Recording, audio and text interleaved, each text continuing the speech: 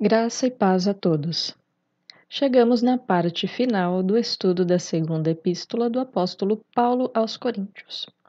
2 Coríntios, capítulo 12. Nos versículos de 1 a 6, o apóstolo Paulo ainda está mostrando suas credenciais que foram tão questionadas pelos falsos mestres. Versículo 1. Em verdade que não convém gloriar-me, mas passarei as visões e as revelações do Senhor. O apóstolo Paulo cita essa visão quase que forçado, pois não era da sua índole gloriar-se das suas experiências no ministério, mas sim gloriar-se nas suas fraquezas, conforme 2 Coríntios capítulo 11, versículo 30. Vale lembrar que o próprio apóstolo Paulo recebeu muitas visões e revelações do Senhor. A primeira e mais importante foi a revelação de Jesus Cristo a ele na estrada de Damasco. Atos capítulo 22, versículos de 6 a 11 e Atos capítulo 26, versículos de 12 a 20. Em Jerusalém, Atos capítulo 22, versículos de 17 a 18. Em Troade, Paulo teve a visão do homem da Macedônia, chamando-o para que o ajudasse. Atos capítulo 16, versículos de 8 a 10. Quando estava desenvolvendo o evangelismo pioneiro em Corinto, recebeu encorajamento da parte do Senhor através de uma visão. Atos capítulo 18, versículos de 9 a 11. Outra vez em Jerusalém, Atos capítulo 23, versículo 11. Paulo afirmava ter recebido seu evangelho por revelação. Gálatas capítulo 1, versículo 12. E que seu discernimento do ministério do Evangelho, seu acesso à verdadeira sabedoria e sua compreensão das verdades escatológicas particulares baseavam-se em revelações da parte de Deus. Efésios, capítulo 3, versículos de 3 a 5. E 1 Coríntios, capítulo 2, versículos de 9 a 10. A experiência relatada no capítulo 12 de 2 Coríntios ocorreu há 14 anos, e nunca havia sido relatada pelo apóstolo. Mas diante da insistência dos falsos mestres em ludibriar os coríntios, confrontando a autoridade da pregação do apóstolo Paulo e tentando manchar a mensagem do evangelho pregado por ele, Paulo escolhe falar de alguns fatos que ocorreram em seu ministério. A primeira coisa a considerarmos é que Paulo descreve sua experiência na terceira pessoa, ou seja, para não chamar atenção, usa uma palavra impessoal. Assim, podemos aprender que a vida cristã deve ser focada em glorificar a Cristo e não em trazer holofotes para si mesmo. 2 Coríntios capítulo 12, versículos de 2 a 4. Conheço um homem em Cristo que há 14 anos foi arrebatado ao terceiro céu. Se foi no corpo ou fora do corpo, não sei. Deus o sabe. E sei que esse homem, se no corpo ou fora do corpo, não sei, mas Deus o sabe, foi arrebatado ao paraíso e ouviu palavras inefáveis que ao homem não é lícito falar. Não nos cabe, nesse momento, ficar conjecturando o que há no primeiro céu, no segundo céu, quantos céus existem, pois não é esse nosso objetivo. Então, vamos focar no que está posto. Ao lermos o versículo 2, verificamos que Paulo traz a ideia de arrebatamento corpóreo ou extracorpóreo. Para entender isso, devemos lembrar que naquele tempo havia algumas crenças sobre o arrebatamento, assim como temos hoje, e que era compreensível aos seus contemporâneos, tais como a crença gnóstica, ou seja, não corpóreo, segundo a qual não pode haver contato entre o mundo material e o celestial, sendo que o material é considerado mal por definição. Também vemos que no Antigo Testamento, 2 homens foram trasladados para o céu em seus corpos. Enoque, Gênesis capítulo 5, versículo 24, e Elias, segundo o livro dos Reis, capítulo 2, versículos de 9 a 12. Mas esses arrebatamentos foram permanentes, não temporários. Paulo afirma que não sabe como se deu seu arrebatamento temporário. ficando claro que ele não aceita a ideia gnóstica, tampouco exclui a possibilidade de uma experiência fora do corpo. No versículo 4, lemos que Paulo foi arrebatado ao paraíso e ouviu coisas indizíveis. Paraíso, palavra de origem persa, do grego paradeisos, que significa um jardim, um parque. A palavra paraíso provém de um termo persa, que significa jardim amuralhado. Assim, quando um rei persa desejava honrar alguém muito especial, o fazia acompanhante em seu jardim e lhe outorgava o direito de caminhar pelos jardins com ele numa relação próxima e íntima. Desta forma, vemos no relato experienciado por Paulo algo nunca vivido anteriormente. Paulo tinha sido arrebatado ao jardim de Deus. Versículos de 5 a 6 nos mostra que, ao contrário dos falsos apóstolos que viviam cheios de orgulhos pelas suas experiências, Paulo havia guardado essa experiência em segredo por 14 anos, mas se quisesse se vangloriar, faria não como um tolo, pois tudo o que ele disse realmente aconteceu. Entretanto, o que importava para Paulo é que as pessoas considerassem o que veem ele fazer e dizer no tempo presente. 2 Coríntios capítulo 12, versículos de 7 a 10. O espinho na carne.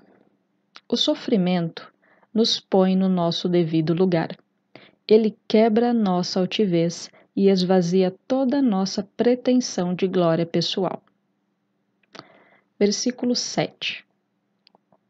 E para impedir que eu me tornasse arrogante por causa da grandeza dessas revelações, foi-me colocado um espinho na carne, um mensageiro de Satanás, para me atormentar. Visto que a intenção de Paulo era não se vangloriar, ele relata como não caiu na tentação de envaidecer-se. Foi-me dado um espinho na carne. Espinho do grego skolops. Uma estaca, em sentido figurado, uma aflição aguda. Paulo não diz exatamente o que era essa estaca na carne e não importa ficar tentando adivinhar o que era, mas devemos saber que esse sofrimento o mantinha com os pés no chão, em humildade, ciente do seu lugar como servo de Deus.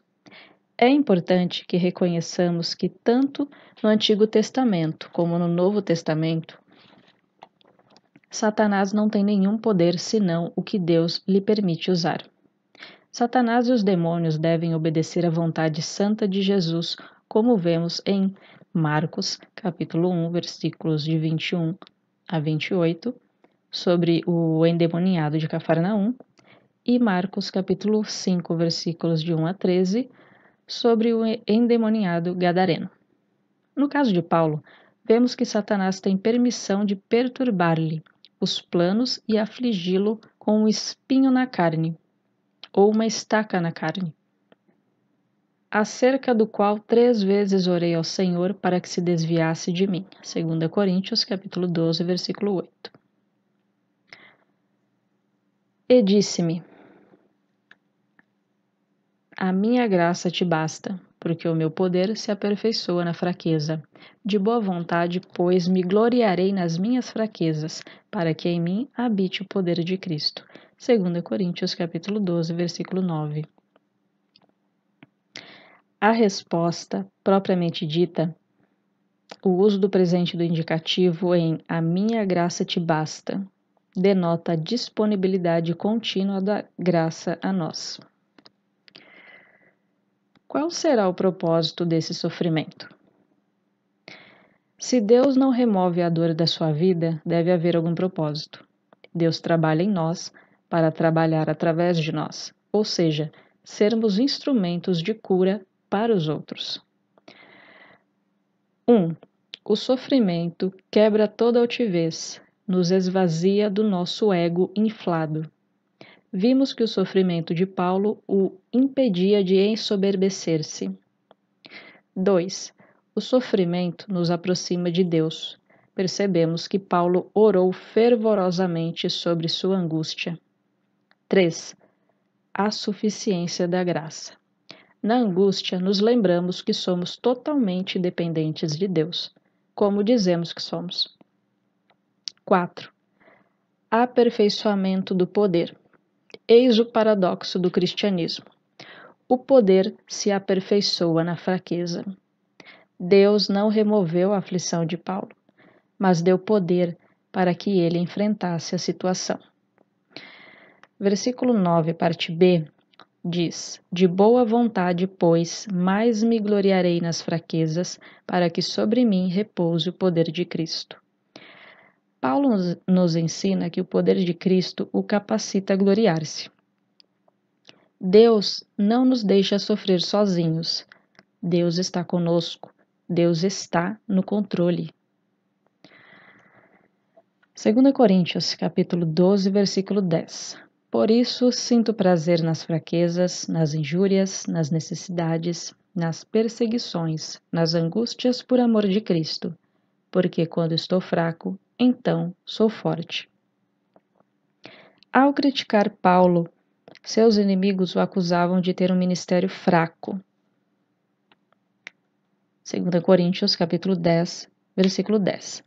Pois Paulo sofreu ataques, ameaças de morte, foi expulso de cidades, etc., o que para esses falsos mestres era um indicador de fraqueza.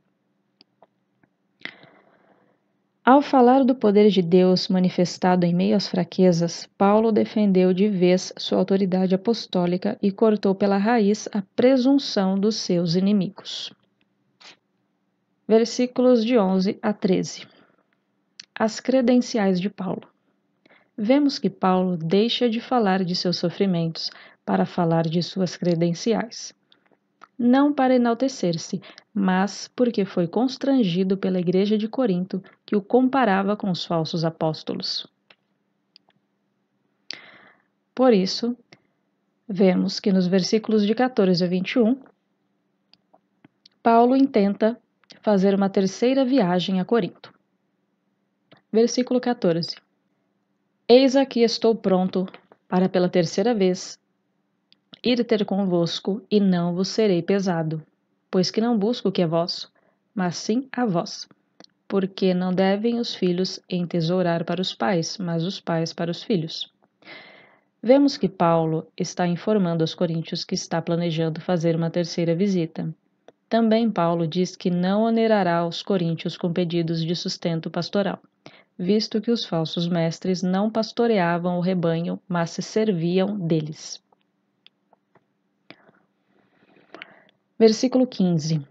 Eu de muito boa vontade gastarei, e me deixarei gastar pelas vossas almas, ainda que, amando-vos cada vez mais, seja menos amado. Neste versículo, Paulo provavelmente diz que custeará seu próprio sustento enquanto estiver em Corinto. Nos versículos de 16 a 18, o apóstolo Paulo afirma que seus colaboradores eram tão íntegros quanto ele.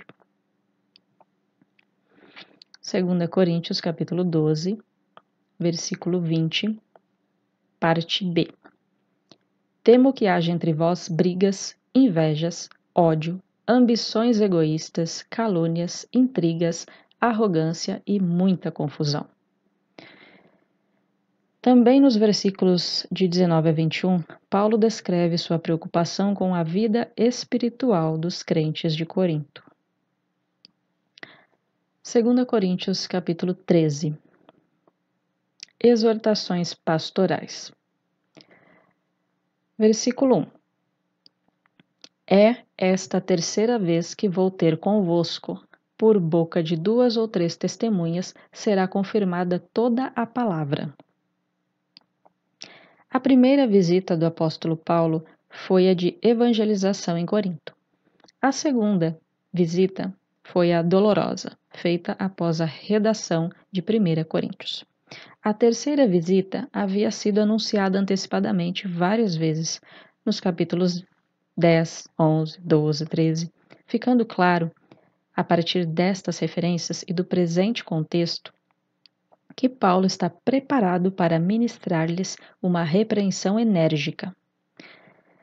Paulo apresenta aqui uma versão abreviada de Deuteronômio capítulo 19, versículo 15, que diz: uma testemunha não é suficiente para condenar alguém acusado de qualquer crime ou ofensa que possa ter cometido. Uma questão deve ser estabelecida pelo testemunho de 2 ou 3 testemunhas. Estas mesmas exigências foram incorporadas por Jesus em seus ensinos aos discípulos com respeito à disciplina eclesiástica. Mateus capítulo 18, versículo 16. Mas, se não te ouvir, leva ainda contigo 1 ou 2, para que pela boca de 2 ou 3 testemunhas toda a palavra seja confirmada. Desta forma, Paulo está advertindo seus leitores de que assim procederá, de acordo com as instruções de Jesus e a jurisprudência aceita pelas igrejas. 2 Coríntios capítulo 13, versículo 3. Visto que estais exigindo que apresente uma prova de que Cristo fala por meu intermédio, ele não é fraco ao lidar convosco, mas sim poderoso entre vós. Vemos que os coríntios, em vez de mudar de atitude, continuavam a requerer provas da autoridade de Paulo. Os rebeldes de Corinto davam valor à eloquência, visões, revelações e milagres. Algo que está bem presente nas igrejas de hoje, você não acha? Versículo 4. Porque apesar de haver sido crucificado em fraqueza, ele vive, e isso pelo poder de Deus. Semelhantemente, somos fracos nele, mas pelo poder de Deus viveremos com ele para vos servir. Cristo foi crucificado em fraqueza, desceu da sua glória, foi humilhado até a morte e morte de cruz. Mas por meio de sua morte, Cristo triunfou sobre o diabo e suas hostes, venceu a morte, remiu-nos do pecado pelo poder de Deus, ressuscitou e está vivo pelos séculos dos séculos. Versículo 5. O apóstolo Paulo confronta os coríntios se eles não estão reprovados diante de Deus. Examinai-vos a vós mesmos, se permaneceis na fé. Provai-vos a vós mesmos. Ou não sabeis quanto a vós mesmos que Jesus Cristo está em vós? Se não é que já estáis reprovados? Os versículos de 7 a 10, Paulo ora para que os coríntios façam o que é correto, pois para ele o que importava era o aperfeiçoamento dos crentes e não sua reputação. Quanto ao mais, irmãos, regozijai-vos, sede perfeitos, sede consolados, tende um só pensamento, vivei em paz, e o Deus de amor e de paz será convosco. 2 Coríntios capítulo 13, versículo 11. Sede perfeitos. Para os coríntios, significava abandonar os ensinos dos falsos mestres, se reconciliar uns com os outros e deixar as práticas imorais. Para nós não é diferente. O viver cristão exige uma postura de renovação, crescimento na graça e no conhecimento de Cristo. O crente precisa viver uma vida transformada, de glória em glória, na imagem de Cristo. Sede consolados. Devemos nos animar uns com os outros, levar o fardo do outro. Como está escrito em Gálatas capítulo 6, versículo 2. Levais as cargas pesadas uns dos outros, e assim estareis cumprindo a lei de Cristo. Tende um só pensamento, vivei em harmonia. Estas palavras devem ser incluídas como parte do apelo de Paulo aos coríntios, para os lembrar de que a desarmonia os prejudicava. A igreja é um corpo, não pode haver divisões. Mateus capítulo 12, versículo 25. Jesus, porém, conhecendo seus pensamentos, disse-lhes: todo reino dividido contra si mesmo é devastado, e toda cidade ou casa dividida contra si mesma não subsistirá. A bênção apostólica resume o Evangelho. 2 Coríntios capítulo 13, versículo 14.